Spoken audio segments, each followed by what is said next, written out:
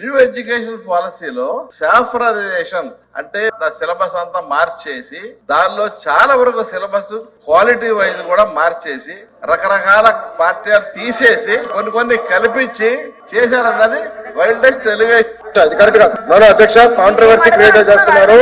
Curriculum లో రాజకీయాలు తీసుకురాదు. ఎక్కడ తీసుకొచ్చారండి? సాఫ్రనైజేషన్ ఎక్కడ జరిగింది? కరికులం లో ఎక్కడ జరిగిందండి?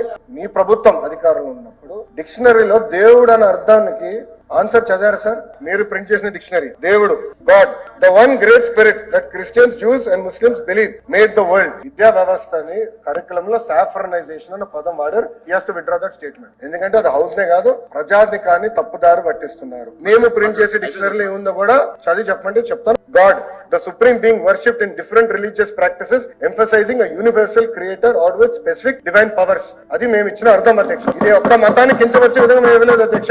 మీరు కావాలని సాఫ్రనైజేషన్ అనే పదం మీరు ఇక్కడ కాంట్రవర్సీ చేసి తీసుకొచ్చారు.